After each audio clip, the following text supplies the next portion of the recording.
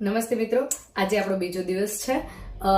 ડેઈલીના નવા વિડીયો જોવા માટે મારી ચેનલને લાઇક, સબસ્ક્રાઇબ અને કમેન્ટ કરવાનું ના ભૂલતા.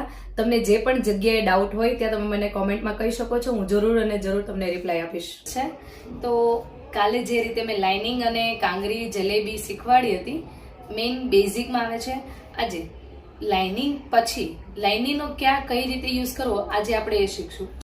તો હવે લાઇનિંગની મદદથી આપણે બોક્સ બનાવશું.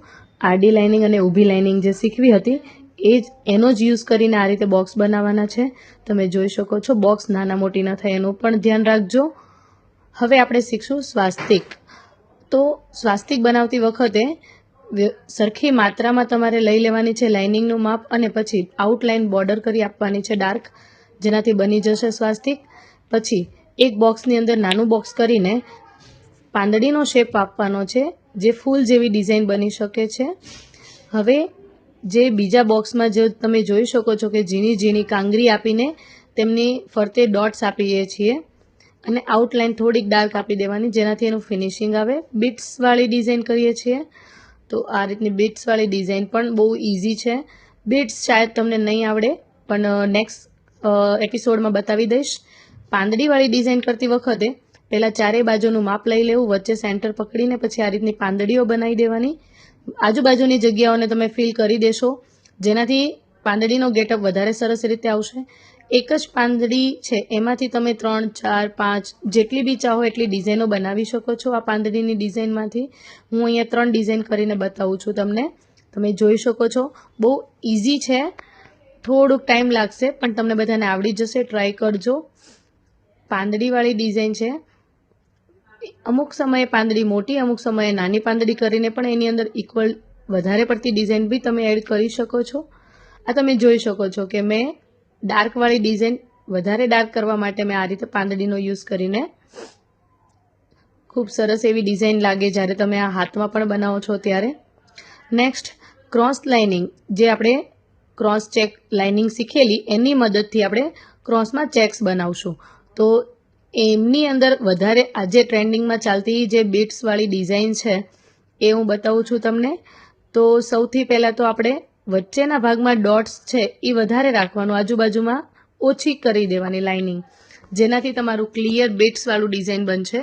જોઈ શકો છો તમે. બીટ્સ બનાવતી વખતે ખાસ ધ્યાન રાખવાનું છે કે સ્ટાર્ટિંગમાં તમારો મહેંદીના કોનમાંથી વધારે મહેંદી ના પડે. બીટ્સ વ્યવસ્થિત થાય. એક બીટ્સ, આ બીટ્સની ડિઝાઇનમાંથી તમે બહુ બધા બી બોક્સ કરી શકો છો. જે રીતે આપણે ચોરસ બોક્સની અંદર પાંદડીવાળો શેપ આપેલો એ તમે ક્રોસમાં પણ આપી શકો છો.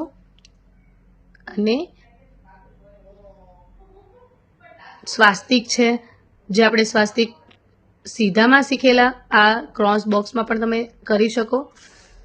હવે આપણે લઈએ છીએ મોટી ચેક્સ.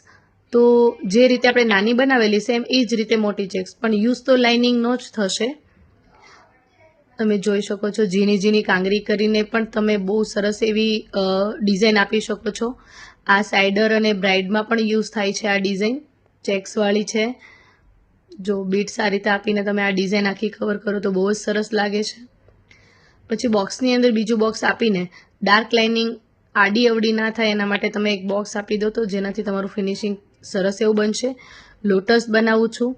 તમને લોટસ બનાવતા નથી આવડતું તો હું તમને કોઈ અલગ એપિસોડમાં તમને પાછું સ્પેશિયલ લોટસનો ક્લાસ રાખીશ એક દિવસ, જેમાં તમને અલગ પ્રકારના લોટસ શીખવાડીશ. જોઈ શકો છો આપણે. હવે પછી ફ્લાવર છે જલેબીની અંદર આપવાનું, જે ગુલાબ ટાઈપ કહી શકાય છે. આજુબાજુનું ડાર્ક કરી દેવ તો વધારે સરસ એવી ફિનિશિંગ અને એમનો ગેટ વધારે આવશે. આ બધા જ હું તમને શીખવાડવા માટે અત્યારે એક બોક્સ બનાવ્યા છે, પણ આ બોક્સ જ્યારે આખા બનશે ત્યારે કેટલા સરસ લાગે હું તમને લાસ્ટ વિડીયોમાં બતાવીશ એન્ડિંગમાં.